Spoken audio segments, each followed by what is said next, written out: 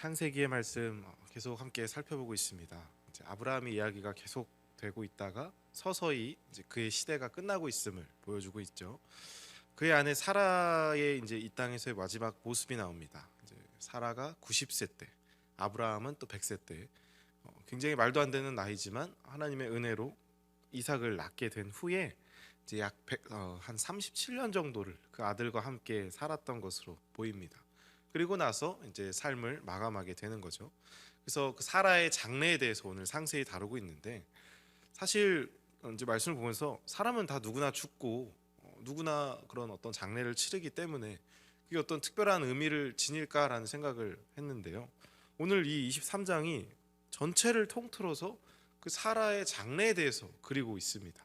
그래서 그 장례를 어디서 지을 건지, 그 장례를 위한 땅을 사기 위한 그 아브라함의 굉장한 그런 고군분투를 지금 보여주고 있는데, 해족소한테 가서 막 절도 하고 빌고 있죠. 거의 이거를 제발 자기한테 좀 팔라고. 그래서 매장지를 구하는 이 과정이 뭐가 그렇게 중요할까 한번 살펴보길 원합니다. 4절에 아브라함이 이렇게 말하죠.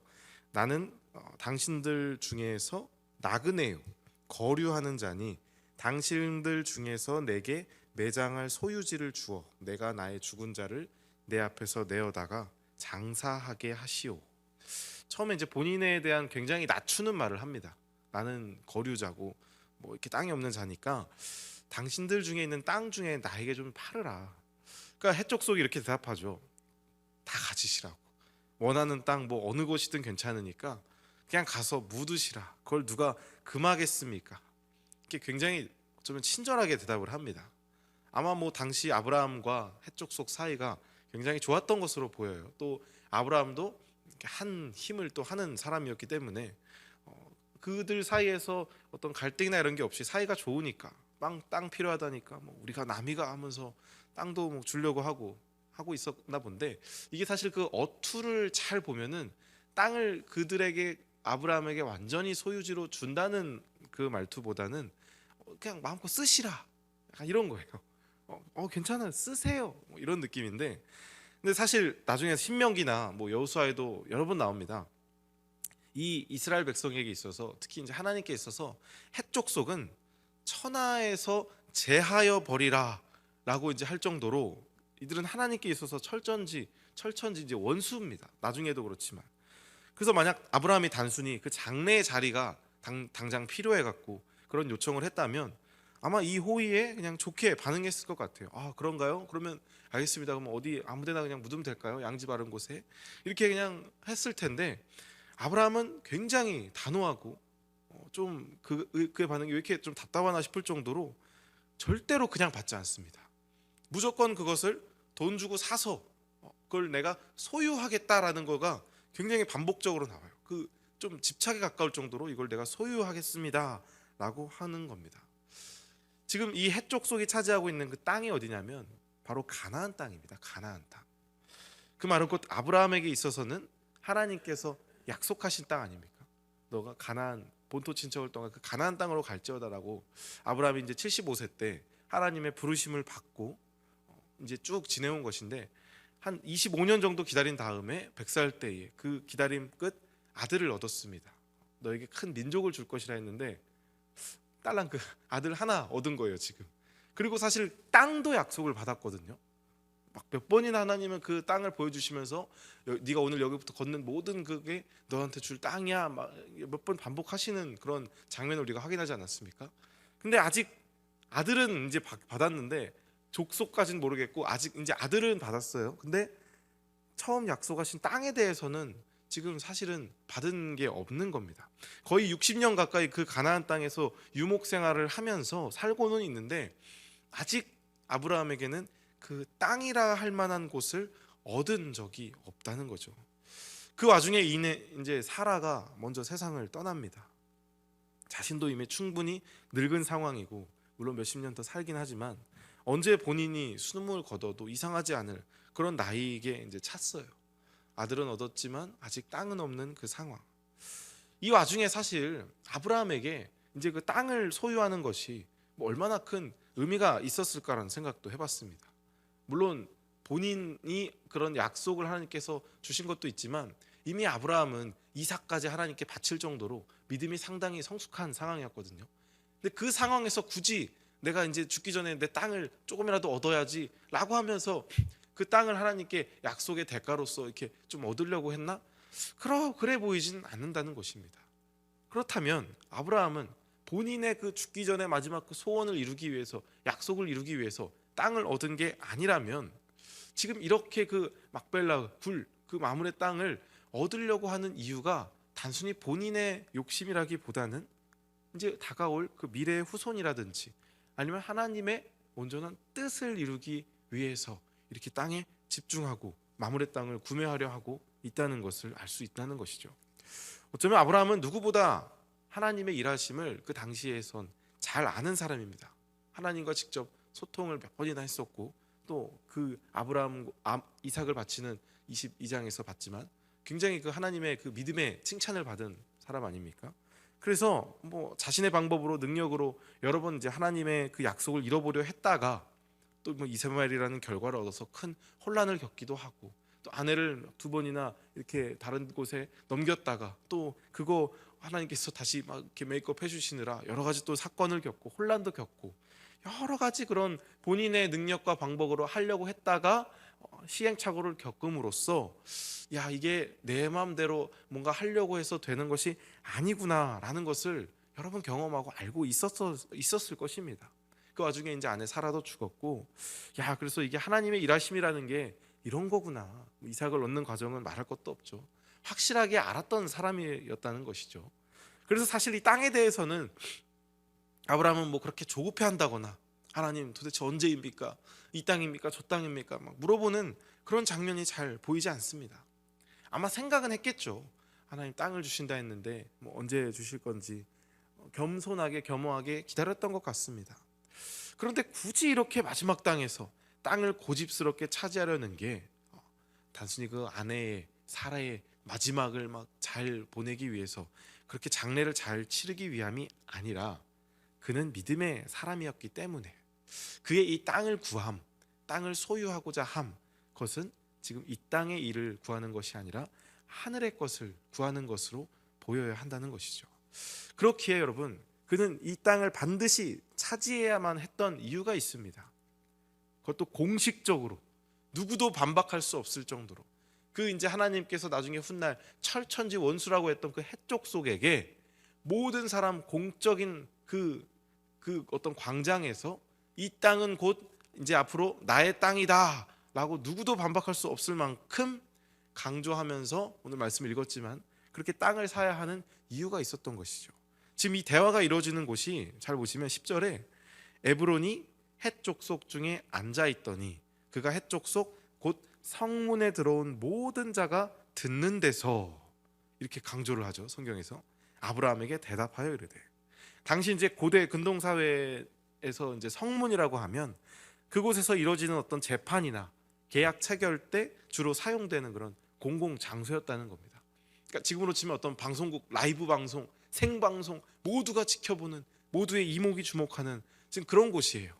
그런 곳에서 가장 공개적인 곳이고 가장 공적인 곳에서 이곳에서 이루어지는 모든 대화나 사람들의 그 이제 말 한마디가 공적으로 이제 효과를 발휘하는 그곳에서 성경은 그걸 강조합니다. 그곳에서 아브라함은 이들의 호의를 거절합니다. 그리고 정당하게 그 땅의 값을 온전히 치러서 땅을 삽니다. 도장을 꽝꽝 찍는 거죠. 16절 말하죠. 아브라함이 에브론의 말을 따라 에브론이 헷족속이 듣는 데서 말한 대로 상인이 통용하는 은 400세겔을 달아 에브론에게 주었더니, 누구도 반박할 수 없을 만큼 공개적으로 그 땅을 사게 됩니다. 사실 이 에브론이 굉장히 똑똑한 사람이에요. 왜냐하면 당시 근동 사회에서는 땅을 사고 파는 일이 그렇게 많지 않았다고 합니다. 그런데 땅을 만약 판다면은 저 왜 우리 땅을 함부로 이방인에게 팔아라고 하지 않겠습니까? 근데 에브론 입장에서는 돈을 또 벌고 싶은 거예요.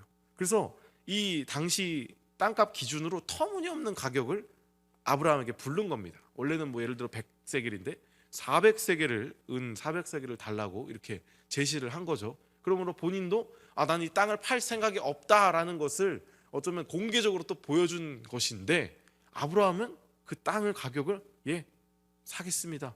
은 400세겔 내겠습니다.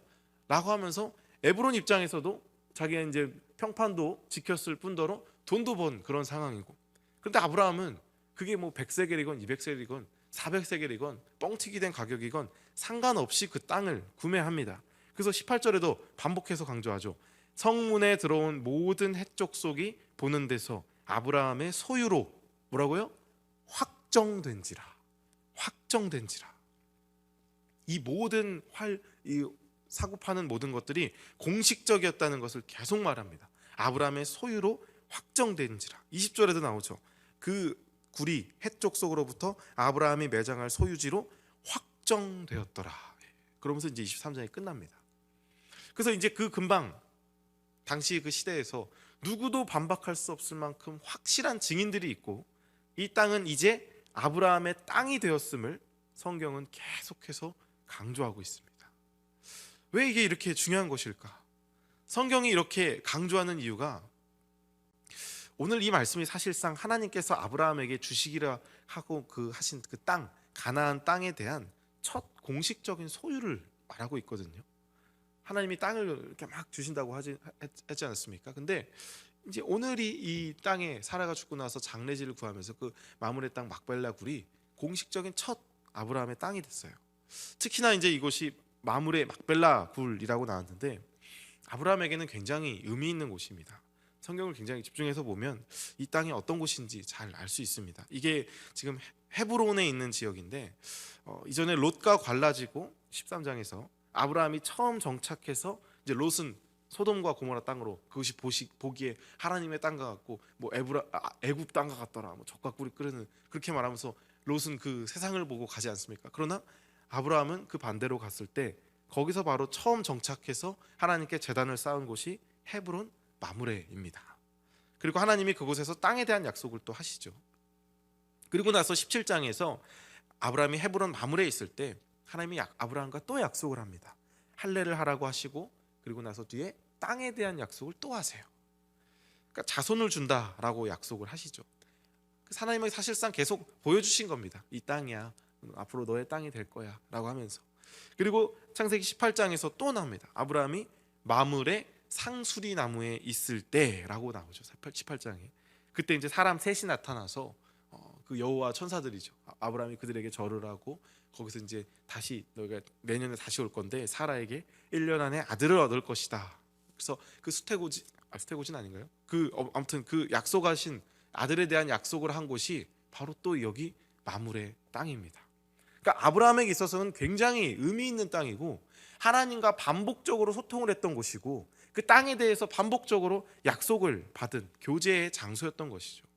그래서 아브라함에게 언약을 기억하기에 핵심적인 이 막벨라 굴은 결국 나중에 훗날 아브라함이 이 땅을 삼으로 인해서 그 나중에 이스라엘 백성에게도 계속해서 이 약속된 땅이 있다는 것을 기억하는 그런 버팀목의 역할을 하게 됩니다. 나중에 이제 손자 야곱도 이곳을 늘 돌아가야 할 곳으로 생각하면서 살거든요. 마치 내 고향 땅처럼. 요셉도 그 애굽에서 그렇게 살면서 자기가 죽고 나면 꼭 그 땅에 묻어달라고 하지 않습니까? 내 그 본향으로 돌아간다라는 그 말, 그게 바로 이 땅을 가리켜서 말하는 거거든요. 아브라함이 그 땅을 샀기 때문에 그 앞으로 있어서 이스라엘 백성들에게 내가 돌아갈 곳이 있다, 나에게 본향이 있다, 하나님과 약속한 그 땅이 있다. 비록 애굽에 살더라도 하나님의 약속의 땅 가나안에 우리의 그 소유지가 있으며 우리는 그곳의 시민이고 언젠가는 내가 다시 그곳으로 돌아간다는 생각을 품고 살게 한 역할을 이 마므레 막벨라 굴이 했다는 것입니다. 그리고 나중에 이들이 다시 가서 차지해야 할 그 우리의 땅이라는 확실한 개념을 심어주는 상징적인 곳으로 역할을 하게 됩니다. 돌아가 차지할 예비된 땅이 있다. 우리에게는 하나님이 약속한 땅이 있다. 내가 지금 이렇게 노예 생활을 하고 있지만 여기서 우리가 끝날 것이 아니라 돌아갈 곳이 있다라는 그 정체성을 계속해서 심어주는 게 바로 이 마므레 막벨라 굴이었습니다. 그래서 여러분, 오늘 이 약속의 땅을 향한 아브라함의 열심과 열망은 우리에게 참 많은 메시지를 전달합니다. 사실 개인적 그 아브라함의 삶을 봤을 때 개인적으로는 안 그래도 되거든요. 아브라함은 뭐 땅은 비록 없었지만 굉장히 잘 살고 있었습니다. 그리고 부자였어요. 부족한 게 없었고 이제 아들도 생겼겠다. 물론 사라는 죽어서 좀 슬프긴 하지만 앞으로 그의 인생에서 부족한 건 없어 보였습니다. 그런데 이 아브라함은 오늘 이 땅을 얻기 위해서 어떤 주석을 보니까 굉장히 굽신굽신하면서 그 젊은 사람들 앞에서 제발 좀 주십시오 막 이렇게 했다고 합니다. 굉장히 노년의 나이에 그도 뭔가 이렇게 사람들을 거느리던 사람이었음에도 불구하고 그 이방 족속에게 가서 그 땅을 얻기 위해서 절을 막 몇 번 하고 심지어 웃돈까지 몇 배나 비싸게 줘가면서 그 땅을 소유 삼습니다. 왜 그랬을까요? 하나님의 약속의 땅을 위한 것입니다. 앞으로 자신은 죽지만 계속 되어야 할 그 하나님의 약속을 위해서 마지막까지 그는 그 약속을 위해 살려고 노력했던 것이고, 그리고 그의 삶에서 가장 중요한 가치가 무엇이고 또 따르고 바라고 소망하고 그의 지금 삶은 평안하지만 그가 정말 궁극적으로 바라야 할 것이 무엇인지 아브라함은 확실히 알고 있었다는 것을 명백히 보여주는 장면이 아닐까 싶습니다. 그는 하나님의 약속을 바라보며 사는 자였습니다. 우리는 과연 무엇을 바라보며 무엇을 구하고 살고 있을까요? 히브리 기자는 아브라함을 그래서 이렇게 기록합니다. 아브라함의 이야기를 굉장히 길게 쭉 하죠. 히브리서 11장에. 그리고 16절에 이렇게 말합니다. 히브리서 11장 16절에 그들이 이제는 더 나은 본향을 사모하니 곧 하늘에 있는 것이라. 이러므로 하나님이 그들의 하나님이라 일컬음 받으심을 부끄러워하지 아니하시고 그들을 위하여 한 성을 예비하셨느니라. 물론 이게 영적으로 본다면 우리에게 예비된 돌아갈 그 땅, 우리 아버지 옆 우편에 앉으신 그 그리스도 옆에 우리의 자리가 예비되어 있다 하지 않습니까? 더 나은 본향이 있다는 것을 아는 자였습니다. 사랑하는 여러분, 우리도 마찬가지로 더 나은 본향이 있는 자인 줄 믿습니다. 그는 그의 어떠함으로 인해서 살고 구했던 자가 아니었습니다. 그는 더 나은 본향을 사모하는 자였습니다. 그 믿음의 사람들에게는 예비된 성이 있다는 확신을 품고 확신을 따라 살던 자의 삶을 우리도 살길 원합니다. 우리에게 주어진 아름다운 도성이 있습니다. 더 나은 본향, 곧 하늘에 있는 것, 우리가 진정으로 바라고 사모해야 할 것이죠. 예수님도 똑같이 말씀하십니다. 요한복음 14장 2절에 내 아버지 집에 거할 곳이 많도다. 그렇지 않으면 너희에게 일렀으리라. 내가 너희를 위하여 거처를 예비하러 간다. 바로 그 예비된 거처를 위해 예수님이 죽으시고 부활하신 것 아닙니까? 오늘도 이 하늘 소망, 천국 소망이 가득하여서 오늘 우리가 살아가는 이 삶의 힘의 그 원동력과 소망을 바로 그 하늘에 두시기를 바랍니다. 그래서 그 하늘에서 오는 힘을 얻음으로 위로부터 오는 은혜로서 오늘 하루를 힘차게 살아내시는 여러분 되시기를 주님의 이름으로 간절히 부탁드립니다.